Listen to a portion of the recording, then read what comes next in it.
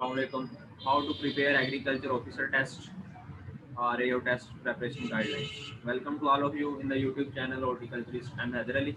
आज की इस वीडियो के अंदर हम डिस्कस करेंगे कि एग्रीकल्चर ऑफिसर टेस्ट जो आ रहा है उसके लिए हमने कैसे प्रेपरेशन करनी है। ठीक है, तो सबसे पहले मैं आपको वीडियो के कंटेंट्स बताता चलूँ। सबसे पहले हम डिस्कस करेंगे सब्जेक्ट वेटेज। ये जो हमारे डिफरेंट एग्रीकल्चर के मेजर सब्जेक्ट्स हैं उनकी टेस्ट के अंदर वेटेज क्या होती है। ठीक है, उसके बाद सेकंड नंबर पे dos and don'ts during preparation, किन चीज़ों का ख्याल रखना है, कौन सी चीज़ें करनी है और कौन सी चीज़ें नहीं करनी प्रेपरेशन के दौरान, इन चीज़ों का हम डिस्कस करेंगे। तीसरे नंबर पे special tips for new commerce, ऐसे लोग जिन्होंने फर्स्ट टाइम अपीयर होना है। ठीक है, उनके लिए वाकई ये वीडियो बहुत इंपॉर्टेंट है तो इम्पोर्टेंट उनके लिए भी जो बार बार पहले एक दो दफ़ा अपीयर हो चुके हैं, लेकिन जिन्होंने न्यू अपीयर होना है उनके लिए ये वीडियो बहुत ज़्यादा फ़ायदेमंद होगी। और फोर्थ नंबर पे हम डिस्कस करेंगे स्ट्रैटेजी क्या होनी चाहिए प्रेपरेशन की। तो वीडियो को स्टार्ट करने से पहले मैं थोड़ा सा आपको ये बताता चलूँ कि वीडियो बनाने का मकसद बेसिकली ये है कि जो हमारे पास एग्री ग्रेजुएट्स हैं वो एग्रीकल्चर टेस्ट आ चुका है, करीब आ रहा है, तो उसके लिए बड़े परेशान हैं, उनको समझ नहीं आती प्रेपरेशन क्या करनी है। तो जो न्यू कमर्स हैं खास तौर पे उन्होंने देखा होगा पहली दफ़ा, और जो बार बार पहले अपीयर हो चुके हैं जो हर दफ़ा देखते हैं कि जैसे ही टेस्ट अनाउंस होता है मुख्तलिफ ग्रुप्स बन जाते हैं फेसबुक के ऊपर, व्हाट्सएप के ऊपर, और उनमें मटेरियल शेयर होना शुरू हो जाता है। हर मेजर के हज़ार हज़ार MCQs अपलोड कर दिए जाते हैं, मुख्तलिफ बुक्स लोग अपलोड करना शुरू हो जाते हैं। तो वो खास तौर पे जो नया बंदा है ना वो बड़ा फेडअप हो जाता है कि यार ये क्या हो रहा है। वो इस वीडियो के अंदर हम डिस्कस करेंगे कि उसका क्या सोल्यूशन है। तो सबसे पहले मेन चीज़ जो आपको पता होनी चाहिए कि सब्जेक्ट वेटेज क्या है। अगर वो नहीं पता तो आप फोकस किस के ऊपर करेंगे। ठीक है, इसलिए मैंने सबसे मेन टॉप के ऊपर इसको रखा है, इसलिए ये वीडियो आपके लिए बहुत इंपॉर्टेंट होने जा रही है। पिछले टेस्ट के अकॉर्डिंग मैंने पूरी लिस्ट तैयार की है कि किस सब्जेक्ट में से कितने MCQs आए थे लास्ट टाइम। ठीक है, और उससे पहले कितने आते हैं उनको भी मैं डिस्कस करूंगा। तो जो लास्ट टाइम टेस्ट हुआ है 2020 के अंदर, उसके अंदर सबसे ज़्यादा एग्रोनॉमी के MCQs आए थे 17।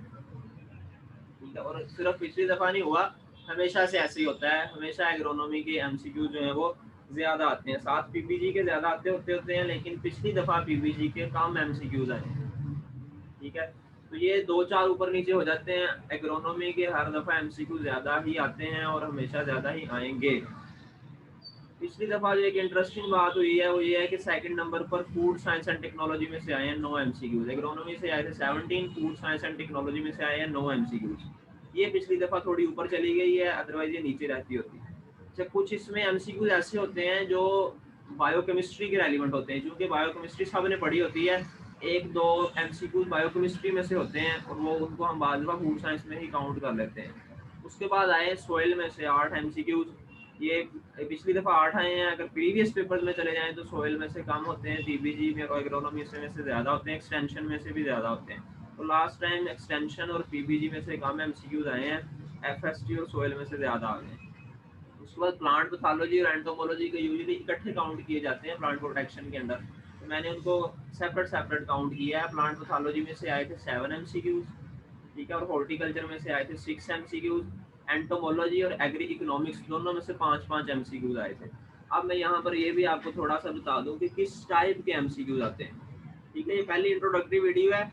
आने वाली वीडियोस में वो मैं MCQs भी आपको शो भी करूँगा, और उनके रेलिवेंट जो MCQs नए आ सकते हैं उनको भी हम डिस्कस करेंगे। ठीक है, इसलिए आपने कनेक्ट रहना है इस प्लेटफॉर्म के साथ। एग्रोनॉमी में से ज़्यादातर आते हैं जर्नल क्वेश्चन। ठीक है, जो आपने बेसिक कोर्सेज में पढ़े होते हैं, और उसके अलावा जो स्पेसिफिक आता है जो हमारी मेजर क्रॉप्स हैं उनकी प्रोडक्शन टेक्नोलॉजीज में से आता है। ठीक है, वीट है, शुगर केन है, राइस है। फूड साइंस के जनरल बिल्कुल होते हैं। अगर आपको मैट्रिक की बायोलॉजी और केमिस्ट्री आती है, फूड साइंस के इजीली सॉल्व हो जाएंगे, क्योंकि विटामिन के क्वेश्चन आते हैं, कार्बोहाइड्रेट्स के, इस तरह के क्वेश्चन आते हैं। सॉइल में से न्यूट्रिएंट्स के क्वेश्चन आते हैं। सॉइल का जो बेसिक कोर्स है वो आपको आता हो तो वेल एंड गुड, अदरवाइज हर मेजर में तकरीबन न्यूट्रिएंट्स के रेलिवेंट है कोई ना कोई कोर्स पढ़ाया जाता है, तो वहाँ उनको डिस्कस किया जाता है। ठीक है जी।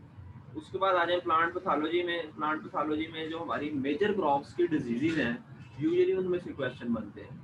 ठीक है, हॉर्टिकल्चर में अगेन जनरल क्वेश्चन होता है, कहीं स्पेसिफिक टाइप पे जाके आपको किसी क्रॉप के रेलिवेंट क्वेश्चन बहुत कम मिलता है। जनरल जो हॉर्टिकल्चर बेसिक कोर्स आपने पढ़ा है यूजुअली उसी में से ज़्यादा होते हैं। ठीक है, इसी तरह एंटोमोलॉजी और इकोनॉमिक्स के जनरल क्वेश्चन होते हैं। हर मेजर के जो डीपली जाके स्पेसिफिक क्वेश्चन बहुत कम होता है, क्योंकि सारे मेजर वहाँ पर एलिजिबल हैं, सब ने टेस्ट देना होता है, इसलिए वो ज़्यादातर क्वेश्चन जो है मेजर का जनरली बनाते हैं, ज़्यादा डीप जाके किसी मेजर के स्पेसिफिक पॉइंट्स को टच नहीं करते। ठीक है, नेक्स्ट एक्सटेंशन में से 3 MCQs आए थे, पीबीजी में से 2 आए थे, जैसे मैंने पहले जिक्र किया, तो इनमें से कम आए हैं इस दफ़ा। पिछले पेपर्स में अगर आप चले जाएँ तो ज़्यादा आते हैं। फॉरेस्ट्री में से 2 आए थे, एनिमल साइंसेज में से 1 MCQ सिर्फ आया था। एंड में मैंने लिखा मिक्स 10 MCQs ऐसे थे उनका हमें डिसाइड करना मुश्किल हो जाता है कि ये किस मेजर से। फॉर एग्जांपल पिछले टेस्ट में आया था वीट की फैमिली कौन सी, अब हमें मुश्किल है डिसाइड करना है कि वो क्वेश्चन पीबीजी का था या एग्रोनॉमी का था। ठीक है, इसी तरह न्यूट्रंस के कुछ क्वेश्चन आते हैं, वो डिसाइड करना मुश्किल हो जाता है कि एग्रोनॉमी के हैं या सोयल साइंस के हैं। इसी तरह कुछ क्वेश्चन आते हैं जनरल एग्रीकल्चर के, जैसे एग्रीकल्चर की प्रॉब्लम्स कौन कौन सी हैं, अगेन हमें वहाँ डिसाइड करना मुश्किल हो जाता है कि एक्सटेंशन से क्वेश्चन आया है या एग्रोनॉमी में से आया है। ठीक है, तो इस तरह के कुछ जनरल क्वेश्चन भी आते हैं। नेक्स्ट आ जाए जी जनरल नॉलेज के क्वेश्चन। ये 80% आपके ये सब्जेक्ट पेपर होता है और 20% होता है जनरल नॉलेज का। अगेन मैंने उसको भी स्प्लिट किया है कि जनरल नॉलेज में से आगे क्या आया था। जनरल नॉलेज में से अगेन एग्रीकल्चर का जो नॉलेज है जनरल नॉलेज, ठीक है, उसके 2 MCQs थे। फॉर एग्जांपल जो फूड एग्रीकल्चर ऑर्गेनाइजेशन फाओ है उसका जनरल ऑफिस कहाँ पर है, इसी तरह जो इंटरनेशनल मुख्तलिफ ये प्लेटफॉर्म्स हैं उनके बारे में क्वेश्चन पूछा जा सकता है। आईएएस में से 2 क्वेश्चन आए थे, इंग्लिश में से 2 आए थे, यूजुअली इंग्लिश में से ज़्यादा होते हैं, लास्ट टाइम कम आए। कंप्यूटर में से 2 आए थे, मैथ का 1 क्वेश्चन था, उर्दू के 3 क्वेश्चन थे, 3 या 2 ही होते हैं, और बाकी थे जनरल। जनरल मीन्स जैसे किसी सिटी के बारे में, किसी कंट्री के सिटी के बारे में, इसी तरह किसी क्रिकेट के बारे में, ठीक है, किसी कंट्री की करेंसी के बारे में, इस तरह के जनरल क्वेश्चन होते हैं। जैसे लास्ट टाइम सऊदीया के शहर पूछे हुए थे, इसी तरह CSS स्टैंड फॉर पूछा हुआ था। ठीक है, तो लास्ट टाइम वाला जो पेपर है वो भी मैं नेक्स्ट वीडियोस के अंदर शेयर करूंगा। तो ये हमारे थे जी सब्जेक्ट वेटेज, इनको माइंड में रखते हुए आपने प्रेपरेशन करनी है। ये मैंने इसलिए डिस्कस की है कि अब आप फॉर एग्जांपल फॉरेस्ट्री के ऊपर कई दिन लगा दें, उसमें से MCQ 2 आने। ठीक है, एनिमल साइंसेज की लोग किताबें पढ़ना शुरू कर देते हैं, MCQ उसमें से 1 आया फिर। तो इस तरह अपने जो रिसोर्सेज हैं, अपना टाइम है, उसको वेस्ट नहीं करना। ठीक है जी, उसके बाद आ जाए dos and don'ts during preparation. यहाँ पर सबसे अहम बात जो है डिस्कस करने वाली, पहले मैं डोंट्स को डिस्कस करता हूँ। वो ये है कि जैसे मैंने स्टार्ट में बात की कि जैसे ही अनाउंस होता है टेस्ट, बुक्स अपलोड होना शुरू हो जाती है। ठीक है, अब मुझे आप अपनी ईमानदारी से बताएं कि जब हमने 4 साल में पढ़ा नहीं, आखिरी रात हम पढ़ते हैं सुबह पेपर देने जाने के लिए, तो क्या अब हम इतनी किताबें पढ़ लेंगे? कॉमन सेंस की बात है, कभी भी नहीं पढ़ेंगे। हर मेजर की बुक्स अपलोड हो रही होती हैं ग्रुप्स के अंदर, हम कभी भी नहीं पढ़ेंगे। तो पढ़ भी लें, सपोज दैट पढ़ेंगे नहीं, मुझे पता है, सपोज दैट के पढ़ भी लें तो क्या वो सारा नॉलेज हमें याद रह जाएगा? इसलिए उनको देख के परेशान नहीं होना, उनको जस्ट इग्नोर करना। ठीक है, जो लंबी लंबी हर मेजर की मैंने देखा है ग्रुप्स के अंदर, हर मेजर की किताबें आ रही होती, फिर एक एक नहीं, 2 2 3 3 4 4 किताबें एक एक मेजर से आ रही, कौन पढ़ेगा भाई?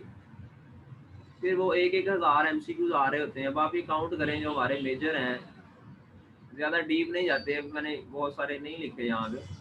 ठीक है, 3 3 6 3 9, चलो 9 लगा लें, बाकियों को छोड़ें। 9,000 MCQs आप पढ़ेंगे, अगर पढ़ भी लेंगे तो आपको याद रहेंगे। ठीक है, इस तरह से आपने अपने रिसोर्सेज को वेस्ट नहीं करना, अपने टाइम को वेस्ट नहीं करना। तो फिर करना क्या है? ठीक है, करना आपने ये है, सबसे बेहतरीन जो मेथड है अगर वो आप कर सकें, तो वो ये है कि जो आपने बेसिक कोर्सेज पढ़े हैं ना पहले 2 साल, उनके अगर आपके पास नोट्स अवेलेबल हों, उनको स्टडी कर लो। ठीक है, उनको भी ज़्यादा डीप जाने की ज़रूरत नहीं। जैसे मैं फॉर एग्जांपल हॉर्टिकल्चर की एग्जांपल देता हूँ, बेसिक कोर्स में आपको इंपॉर्टेंस पढ़ाई जाती है, हॉर्टिकल्चर की ब्रांचेस पढ़ाई जाती हैं। हर दफ़ा एक MCQ लाजमी आता है, पोमोलॉजी की डेफिनेशन या ओलेरिकल्चर की डेफिनेशन।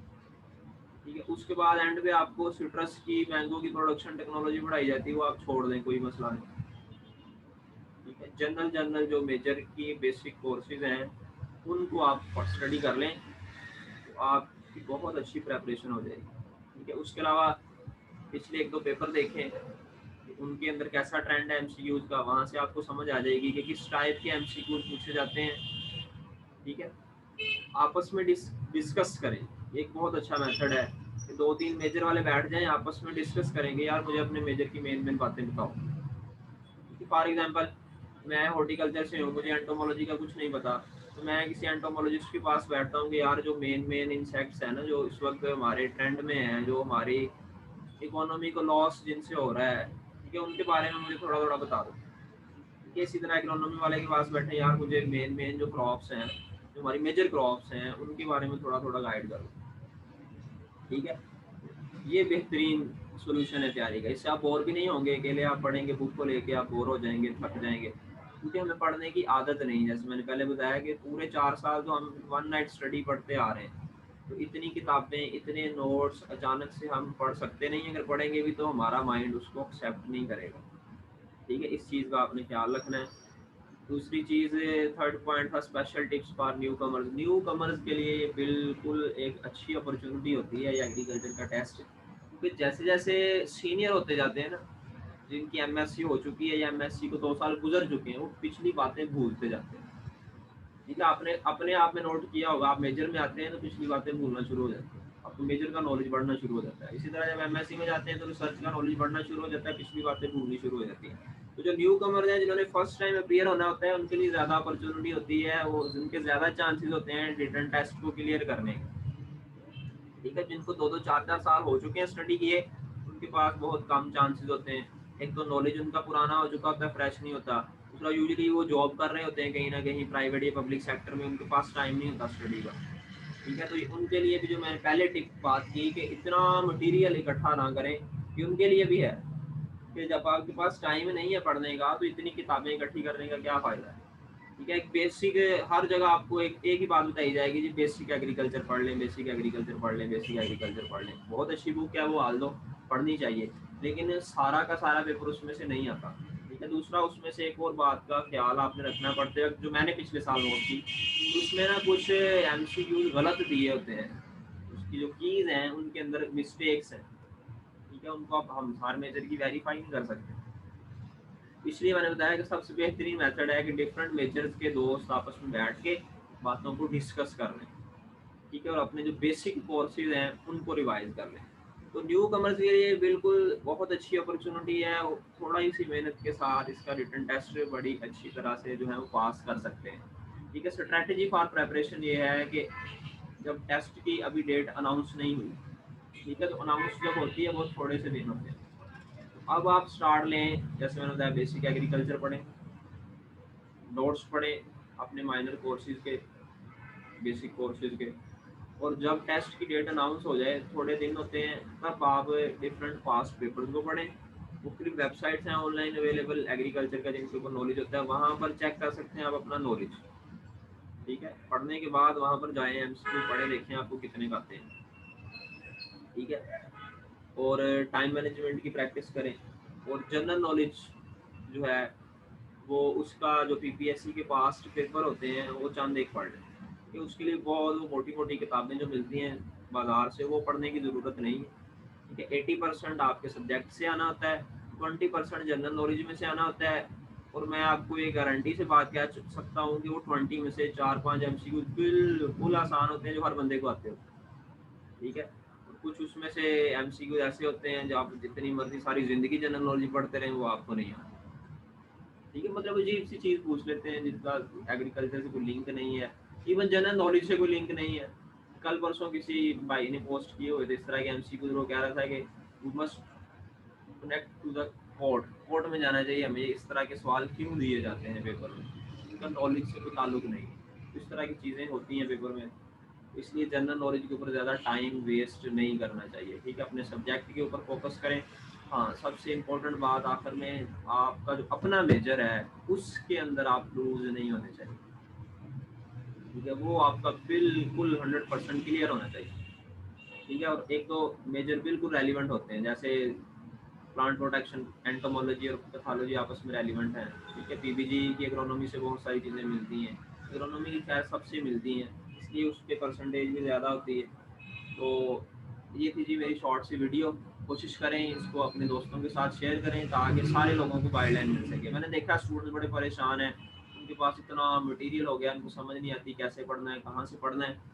और अगर कोई सीनियर सुन रहा हो और कोई चीज़ मेरे माइंड से स्किप हो गई हो तो वो अपने फीडबैक में कमेंट ज़रूर करें, ठीक है। और अगर आपको जूनियर्स को किसी किस्म की गाइडलाइन की ज़रूरत हो तो वो भी कमेंट सेक्शन में रब्ता कर सकते हैं। और इंशाल्लाह अगर आपने चैनल को सब्सक्राइब नहीं किया तो हॉर्टिकल्चरिस्ट एम हैदर अली मेरा यूट्यूब चैनल है, इसी नाम से फेसबुक पेज है, उसके थ्रू भी आप कॉन्टैक्ट कर सकते हैं। तो इंशाल्लाह ये वीडियो का सिलसिला कंटिन्यू रहेगा। आगे मैं हर मेजर के हवाले से पास्ट पेपर को भी डिस्कस करूँगा और हर मेजर के जो पिछले चंद साल पास्ट पेपर्स में से एमसीक्यूज आ रहे हैं उनको भी कोशिश करूँगा मैं ढूंढ के उनको भी डिस्कस किया जाए, ठीक है। तो ख्याल रखें अपना। Thank you so much. तो शेयर करना ना भूलें। अल्लाह हाफ़िज़।